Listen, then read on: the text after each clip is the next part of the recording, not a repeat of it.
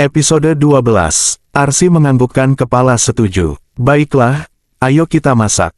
Istana Huang Taixi. Taman belakang. Zane lebih suka menghabiskan waktunya di taman belakang, memperhatikan teratai indah di dalam kolam. Pertandingan kemarin ditunda karena dirinya tidak sehat, hari ini pertandingan akan dilanjutkan pada tahap babak kedua.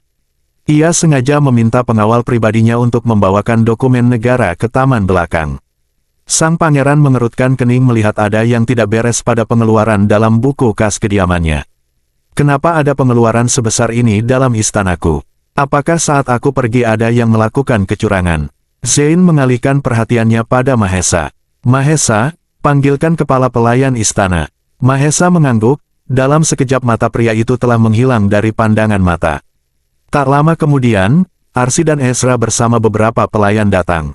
Salam, Pangeran. Kami datang mengantarkan sarapan Anda. Kepala pelayan bagian perdapuran menunduk hormat. Diam-diam Arsi mencuri pandang pada Zane, surai kuning kemasan digerai tanpa ada hiasan apapun di kepalanya. Jubah putih dan baju dalam hijau melekat pas dalam tubuhnya, ia merasa kalau sang pangeran kebanyakan menggunakan perpaduan warna putih dan hijau meski motifnya berbeda-beda. Pangeran juga selalu menggunakan selendang kuning kemasan senada dengan warna rambutnya. Taruh saja. Balas Zane, ia sedikit mengangkat pandangan memperhatikan para pelayan tersebut. Iris safir terpaku pada sosok Arsi, gadis itu terus memperhatikan dirinya tidak seperti yang lain yang selalu menunduk. Zane menegakkan kepala lalu menatap Arsi. Kau, dia menunjuk Arsi dengan tatapan matanya. Kepala pelayan mengalihkan perhatiannya pada Arsi, kemudian kembali menunduk di hadapan sang pangeran. Maaf, Yang Mulia, Arsi hanya pelayan baru. Mohon Yang Mulia bermurah hati, tidak memberi hukuman padanya. Zane melirik kepala pelayan tersebut. Tidak ada yang bicara padamu. Ia kembali fokus pada Arsi. Temani aku memeriksa semua dokumen ini, perintah Zane. Pupil Arsi mengecil, refleks ia mengangkat kepala menatap sosok tampan di depannya, iris safir itu bertabrakan dengan iris kecoklatan gadis tersebut. Bukankah sejak tadi kamu terus mencuri pandang padaku? Arsi semakin membulatkan matanya mendengar ucapan Zane, padahal ia pikir kalau dirinya tidak ketahuan telah mencuri pandang pada Zane, tapi rupanya pria itu mengetahui dan sekarang dirinya sangat malu. Kepala pelayan bagian perdapuran terkejut dan tidak menyangka Arsi berani mencuri pandang pada Zane. Brooke, kepala pelayan itu langsung menjatuhkan tubuh di atas lutut dengan kepala tertunduk. Yang Mulia, mohon ampuni Arsi. Saya akan mendidiknya dengan baik. Zane mengalihkan perhatiannya pada kepala pelayan tersebut dengan alis sedikit bertaut. Kalian bisa pergi, bawa kembali juga semua ini. Jangan, Yang Mulia. Arsi refleks menyentuh lengan Zane. Sang pangeran mahkota mengalihkan perhatiannya pada jemari mungil yang menyentuh lengannya. Kamu suka sekali menyentuhku. Perlahan iris kecoklatan Arsi memperhatikan kedua tangannya, ia pun segera menarik kembali kedua tangannya tersebut. Iris kecoklatan bergulir menatap wajah rupawan sang pangeran. Maaf, Yang Mulia, saya tidak bermaksud seperti itu.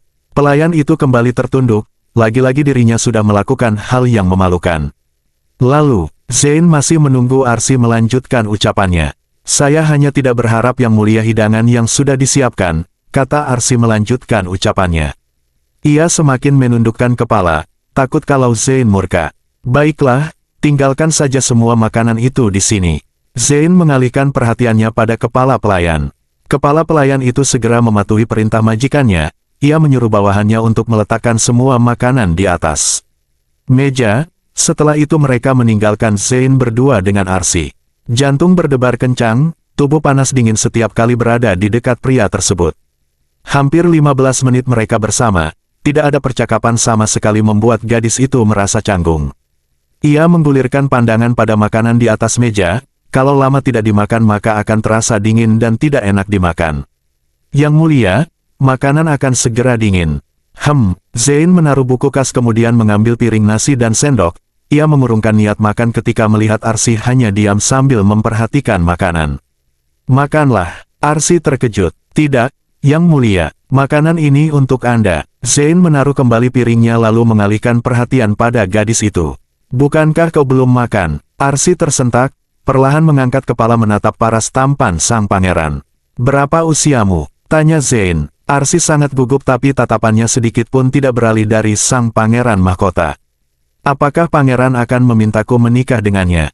Seperti yang ada dalam drama, batinnya.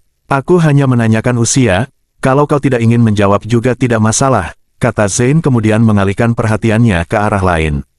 17 tahun, jawab Arsy semakin gugup. Zain menyodorkan piring berisi makanan pada Arsy. Makanlah, aku tidak suka saat aku makan ada yang tidak makan. Ah, terima kasih, Yang Mulia. Anda sangat baik, balas Arsy sangat malu. Zain tidak menanggapi ucapan Arsy, ia memakan makanan dengan tenang bersama gadis itu. Bagaimana kalau kau menikah denganku? Arsy tersentak seakan tak percaya dengan apa yang didengar. Aku tidak ingin menikah dengan Nawang Wulan, anggap saja ini hanya pernikahan pura-pura. Kau bisa bebas melakukan apapun bahkan mencintai siapapun, kau juga akan mendapatkan status sebagai permaisuriku, kata Zain lagi. Hanya pernikahan di atas kertas. Tanya Arsy. Ya, aku tidak akan menuntutmu untuk melakukan apapun. Kau pikirkanlah baik-baik. Zain mengakhiri acara makannya. Aku akan pergi ke acara perjamuan, kalau kau setuju datanglah ke acara itu dengan gaun yang kuberikan. Zain meletakkan gaun warna putih di atas meja beserta hiasan rambut. Yang Mulia, apakah Anda akan mengikuti pertandingan?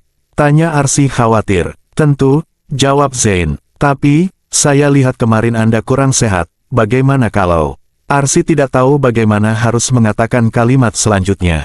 Kau khawatir padaku, aku akan baik-baik saja. Baiklah, kau pikirkan baik-baik tawaranku tadi.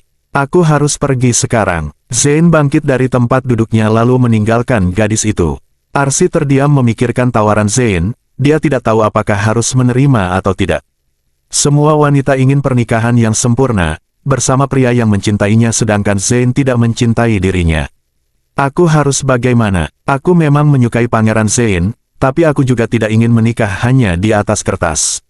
Zain melangkahkan kaki menuju kamar miliknya, segera berganti baju dengan pakaian formal untuk pertemuan kemudian keluar bersama beberapa pengawal menuju aula pertemuan.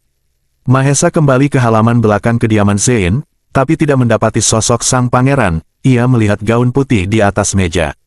Rupanya pangeran telah memilih pelayan itu.